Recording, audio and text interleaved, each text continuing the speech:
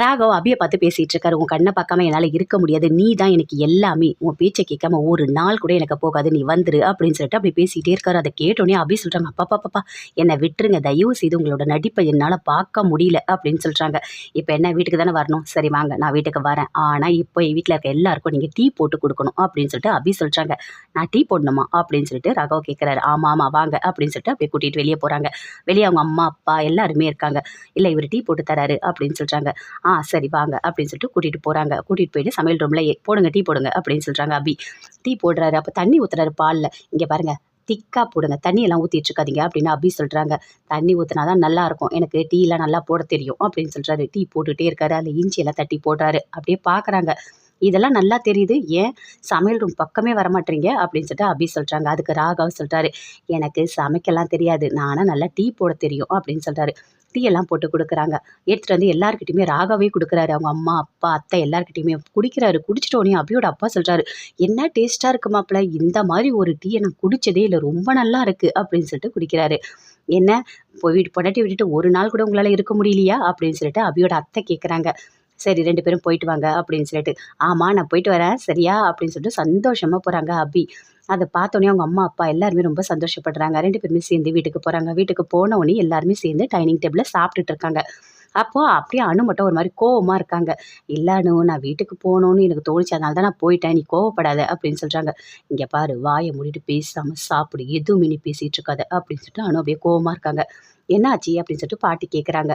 இல்லை அபி சொல்லாமல் வீட்டுக்கு போயிட்டாங்கல்ல, அதனால தான் அனு கோவமாக இருக்கா அப்படின்னு சொல்லிட்டு இருக்காங்க.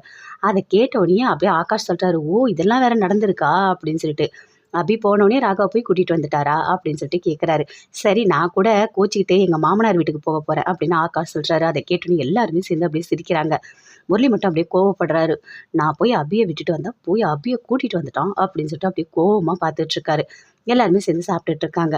அப்போ பாட்டி சொல்கிறாங்க, எல்லாருமே சேர்ந்து ரெசார்ட் போயிட்டு வாங்க அப்படின்னு சொல்லிட்டு. இல்லை எனக்கு வேலை இருக்குது அப்படின்னு ராகவ் சொல்கிறாரு. இல்லை கண்டிப்பாக எல்லாரும் சேர்ந்து போங்க, வேலைலாம் இருந்தாலும் அதை அப்புறம் பார்த்துக்கலாம் அப்படின்னு பாட்டி சொல்கிறாங்க. இல்லைம்மா எனக்கு ஒரு 2 நாள் வேலை இருக்குது அப்படின்னு சொல்லிட்டு அவங்க பையன் சொல்கிறாரு. எல்லாருமே சேர்ந்து போயிட்டு வாங்க, சந்தோஷமாக இருங்க, எவ்வளோ பெரிய கஷ்டத்துக்கு அப்புறம் இப்போ நீங்கள் போகிறீங்க போங்க அப்படின்னு சொல்லிட்டு பாட்டி சொல்கிறாங்க. நீங்கள் வரலையா பாட்டி அப்படின்னு சொல்லிட்டு அபி கேட்குறாங்க. இல்லைம்மா நான் வரல, எனக்கு கொஞ்சம் உடம்பு முடியல அப்படின்னு சொல்கிறாங்க. அப்போ உங்களை யார் பார்த்துப்பா, இல்லை தர்மா இருக்கான், போதும் ஒன்றும் பிரச்சனை இல்லை நான் பார்த்துக்கிறேன் அப்படின்னு சொல்லிட்டு பாட்டி சொல்கிறாங்க. சரி எல்லாருமே சேர்ந்து நாங்கள் போகிறோம் அப்படின்னு சொல்கிறாங்க. முரளி நீங்களும் போகிறீங்கல்ல அப்படின்னு சொல்லிட்டு கேட்குறாங்க. நானும் வரேன் அப்படின்னு சொல்கிறாரு. அப்படியே அஞ்சலி ரொம்ப சந்தோஷப்படுறாங்க. ரூம்குள்ளே போகிறாங்க. அபி சுற்றி பார்க்குறாங்க, எப்படியாவது அந்த டைரி எடுத்து படிச்சிடணும் அப்படின்னு சொல்லிட்டு யோசிக்கிறாங்க. போயிட்டு அந்த டைரி அப்படியே தெரியாமல் எடுக்கிறாங்க. எடுத்து படிக்கலான்னு வராங்க. அதுக்குள்ளே கரெக்டாக ராகவ் வந்துடுறாரு. அப்படியே உள்ளே வச்சிடுறாங்க. வந்தவொடனே லேப்டாப் எடுத்து ஒர்க் பண்ணிகிட்ருக்காரு. ஐயோ என்ன இவர் லேப்டாப் எடுத்து ஒர்க் பண்ணிகிட்ருக்காரு, இப்போ டைரியை காணும்னு அவர் செக் பண்ணால் என்ன பண்ணுறதுன்னு தெரியலையே, இவர் எப்படியாவது இப்போ தூங்க வைக்கணுமே, இவர் ஒர்க் பண்ணக்கூடாது அப்படின்னு சொல்லிட்டு அப்படியே யோசிக்கிறாங்க. என்னங்க என்ன பண்ணிகிட்ருக்கீங்க நீங்கள் அப்படின்னு சொல்லிட்டு கேட்குறாங்க. ஏன் உனக்கு என்ன பிரச்சனை இப்போது அப்படின்னு சொல்லிட்டு கேட்குறாரு. இல்லை இவ்வளோ நேரம் லைட் எரியுதில்ல, எனக்கு தூக்கம் வருது அப்படின்னு சொல்கிறாங்க. கொஞ்ச நேரம் தான் நான் ஒர்க் பண்ணுறேன் அப்படின்னு சொல்கிறாரு. இப்போ என்ன தூங்க விடாமல் பண்ண போகிறீங்களா, அதுக்கு தான் நான் அங்கேருந்து கூட்டிகிட்டு வந்தீங்களா, நான் போய் பாட்டிக்கிட்ட சொல்கிறேன், எனக்கு பயங்கரமாக தலை வலிக்குது, தூங்கலான்னு பார்த்தா லைட் ஆஃப் பண்ணாமல் ஒர்க் பண்ணிகிட்டே இருக்காரு அப்படின்னு சொல்லிட்டு அப்படி சொல்கிறாங்க. இரு இப்போ என்ன பண்ண போகிற, பாட்டிக்கிட்ட போறியா, அதெல்லாம் ஒன்றும் வேண்டாம், நான் லைட் ஆஃப் பண்ணிட்டு படுக்கிறேன் அப்படின்னு சொல்கிறாரு. அப்படி வாங்க வழிக்கு உங்களை எப்படியாவது படுக்க வைக்கணும் அப்படின்னு சொல்லிட்டு அப்படி யோசிச்சுட்ருக்காங்க. உனக்கு நார்மலாகவே மைண்டு சரி கிடையாது, இப்போது அவ்வளோதான், உன்னை சும்மாவே வீட்டில் வச்சுக்க முடியாது அப்படின்னு சொல்கிறாரு. என்னை பார்த்தா உங்களுக்கு நான் பைத்தியம் மாதிரி இருந்தா அப்படின்னு அப்படி சொல்கிறாங்க.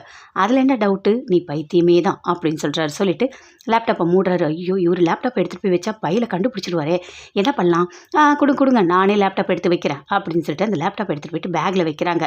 வச்சுட்டோடனே அப்படியே படுத்து தூங்குறாரு. அந்த பக்கம் அபியும் தூங்குறாங்க. அப்படியே தூங்கிட்டாரான்னு அப்படியே பார்க்குறாங்க. எழுந்து அப்படியே கையெல்லாம் வச்சு அசைச்சி பார்க்குறாங்க. அப்பயே ராகவ் நல்லா தூங்குறாரு. அப்பா நல்லா தூங்குறாரு, இப்போ டைரி எடுத்து படிக்கலாம் அப்படின்னு சொல்லிட்டு அபி டைரி எடுத்து படிக்கிறாங்க. அப்போ மது ராகவை பார்க்குறாங்க. கோயிலில் பார்த்தோன்னே என்ன இங்கே வந்திருக்கீங்க அப்படின்னு சொல்லிட்டு கேட்குறாங்க. மது இல்லை நான் கோயிலுக்கு தான் வந்தேன் அப்படின்னு ராகவ சொல்கிறாரு. அப்படியே அவங்கள பார்த்தா எனக்கு ரொம்ப சந்தோஷம் தெரியுமா, நீங்கள் ஒரு இடத்துல போயிட்டு வேலை கேட்க சொன்னீங்கல்ல, எனக்கு வேலை கிடச்சிடுச்சு, நான் எனக்கு எவ்வளோ சந்தோஷமாக இருக்குது தெரியுமா, உங்களை என்ன சொல்கிறதே எனக்கு தெரியல, பெரிய உதவி நீங்கள் பண்ணியிருக்கீங்க அப்படின்னு சொல்கிறாங்க. அங்கேருந்து அவங்க கையில் விபூதி இருக்குது, எடுத்து அப்படியே ராகவ நெத்தியில் வச்சு விடுறாங்க. அப்படியே பயங்கரமாக சந்தோஷப்படுறாங்க. எனக்கு வேலை வாங்கி கொடுத்ததுக்கு ரொம்ப சந்தோஷம், இன்றைக்கி தான் ஃபஸ்ட்டு டே, நான் போக போகிறேன், இந்த விமல் வேறு பின்னாடி ஃபாலோ பண்ணிகிட்டே வந்தான், அவங்ககிட்ட வந்து தப்பிச்சு நான் வந்தேன் அப்படின்னு அப்படின்னு மது சொல்கிறாங்க. சரி நான் போயிட்டு வரேன் பாய் அப்படின்னு சொல்லிட்டு அங்கேருந்து போகிறாங்க. அப்படியே பார்க்குறாரு ராகவ், பயங்கரமாக பார்த்துட்டே இருக்காரு. என்ன தப்புன்னு இவ்வளோ கலகலன்னு பேசிட்டு போதே அப்படின்னு சொல்லிட்டு அப்படி இன்னும் படிக்கலான்னு சொல்லிட்டு அப்படியே அந்த பக்கத்தை திருப்பிட்டே இருக்காங்க. அதுக்குள்ளே ராகவ் அப்படி எழுந்துக்கிறாரு. ஐயோ இவர்கிட்ட மாட்டினா அவ்வளோதான் அப்படின்னு சொல்லிட்டு அப்படி யோசிக்கிறாங்க. அந்த டைரி அப்படி தலகாணியில் வச்சிடுறாங்க. வச்சிட்டோன்னே அவர் தூங்கிட்டோன்னே எடுத்துகிட்டு போயிட்டு கரெக்டாக டைரி அதே மாதிரியே வச்சிடுறாங்க. அப்புறம் எழுந்துக்கிறாரு. எழுந்து அப்படியே பார்க்குறாரு. பார்த்துட்டு தண்ணியெல்லாம் குடிக்கிறாரு. குடிச்சிட்டு நீ எதுக்கு இன்னும் தூங்காமல் இருக்க, எனக்கு தூக்கம் வருது, லைட் ஆஃப் பண்ணுன்னு சொல்லிட்டு என்னையும் வேலை செய்ய விடலை, நீயும் தூங்காமல் அப்படியே உட்காந்துட்ருக்க அப்படின்னு சொல்லிட்டு ராகவ் கேட்குறாரு அபிக்கிட்ட. அதுவா எனக்கு தூக்கமே வரல அதனால தான் அப்படின்னு சொல்கிறாங்க. தூக்கம் வரலையா, அப்போ ஏன் தூக்கம் வருதுன்னு சொன்னேன் அப்படின்னு சொல்லிட்டு ராகவ் கேட்குறாரு. உனக்கு என்னையா பிரச்சனை, ஏயா என்னை போட்டு இப்படி படுத்தி எடுக்கிற, நான் தூங்காமல் போவோம், உனக்கு என்னையா பிரச்சனை அப்படின்னு சொல்லிட்டு அப்படியே கத்துறாங்க. அப்படியே வராரு. எதுவுமே பேசவே இல்லை, படுக்கிறாரு. என்னதான் பண்ணுறதே தெரியல, சரியான மென்டலாக இருக்கும் போல இருக்குது அப்படின்னு சொல்லிட்டு நல்லா படுத்து தூங்குறாரு. அப்படியே யோசிச்சுட்டே இருக்காங்க. ஓ மது கூட நீங்கள் இவ்வளோலாம் பேசியிருக்கீங்களா, மது உங்களுக்கு விபூதிலாம் வச்சு விட்ருக்காங்களா, அவ்வளோ பாசமா அவ்வளோ லவ்வா அப்படின்னு சொல்லிட்டு அப்படியே யோசிக்கிறாங்க. கடைசியில் என் வாழ்க்கையை ஒன்றும் இல்லாமல் பண்ணிட்டேன் இல்லையா, என்னை கல்யாணம் பண்ணி 8 மாதம் தான் இருக்கணும்னு ரூல்ஸும் நீ போட்டுட்ட, அந்த பொண்ணை மனசில் நினச்சிட்டு நீ வாழ்ந்துட்டுருக்க, சூப்பர் நல்லா இருக்குது அப்படின்னு சொல்லிட்டு அப்படி கோவமாக அப்படி யோசிச்சுட்ருக்காங்க. முரளி யோசிக்கிறாரு. என்ன எல்லாரும் சேர்ந்து ரெசார்ட் போகிறீங்களா, போயிட்டு அங்கே என்ன பண்ணுறேன்னு பாரு, கண்டிப்பாக அந்த அபியும் ராகவும் சேர்ந்து இருக்கவே விட மாட்டேன், நான் அதுக்காக தான் போகிறேன் அப்படின்னு சொல்லிட்டு யோசிச்சுட்ருக்காரு. ஆனால் அபி கூட நான் நல்லா பேசுவேன், அபி மனசை கொஞ்சம் கொஞ்சமாக எப்படியாவது மாற்றி அபியோடு சேர்ந்து வாழ்வேன், அபியை நான் கல்யாணம் பண்ணிப்பேன் அப்படின்னு சொல்லிட்டு முரளி அப்படி யோசிச்சுட்டே இருக்காரு. அங்கே அந்த அஞ்சலி வராங்க. என்னங்க ஏதோ யோசிச்சுட்ருக்க மாதிரி இருக்குது அப்படின்னு சொல்லிட்டு கேட்குறாங்க. அதெல்லாம் ஒன்றும் இல்லை, நம்ம ரெசார்ட் போகிறோம்ல அதை பற்றி தான் யோசிச்சுட்டு இருந்தேன் அப்படின்னு சொல்லிட்டாரு. ஆமாம் இல்லைங்க, எனக்கு ரொம்ப சந்தோஷமாக இருக்குது, நம்ம 2 பேரும் சேர்ந்து போக போகிறோம், எவ்வளோ சந்தோஷமாக இருக்குது தெரியுமா அப்படின்னு அஞ்சலி சொல்கிறாங்க. ஆமாம் இவ வேற நடுவில் வந்து எப்போ பார்த்தாலும் தொலை பண்ணிக்கிட்டே இருக்கா, இவ ஏன் தான் இப்படி பண்ணுறாளோ அப்படின்னு சொல்லிட்டு முரளி ஒரு பக்கம் யோசிச்சுட்டு அப்படியே போகிறாரு. அஞ்சலியும் ரொம்ப சந்தோஷமாக இருக்காங்க. 2 பேருமே சேர்ந்து வீட்டில் பேசிகிட்டு இருக்காங்க. அபியோட அம்மா அப்பா அத்தை எல்லாருமே சேர்ந்து பேசிகிட்டு இருக்காங்க. பரவாயில்ல, மாப்பிள்ளை ரொம்ப ரொம்ப நல்லவராக இருக்கார், வீட்டுக்கு வராரு, வந்தோடனே ஒரு நாள் கூட தாங்கலை, அபியை விட்டுட்டு வந்து கூட்டிகிட்டு போகிறாரு, அதுவும் டீ எல்லாம் வேற போட்டு கொடுக்குறாரு, சூப்பரான மாப்பிள்ளை, நல்ல மாப்பிள்ளை தான், அபி அவர் நல்லா பார்த்துப்பாரு, எனக்கு நம்பிக்கை இருக்குது அப்படின்னு சொல்லிட்டு அவங்க அத்தை சொல்கிறாங்க.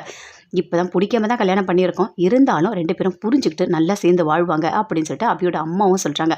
அவங்க அப்பாவும் ரொம்ப சந்தோஷப்படுறாரு. என் அபி நல்லா இருந்தால் போதும், அது மட்டும்தான் எங்களுக்கு வேணும் அப்படின்னு சொல்லிட்டு எல்லாருமே சேர்ந்து சந்தோஷமாக பேசிகிட்டு இருக்காங்க.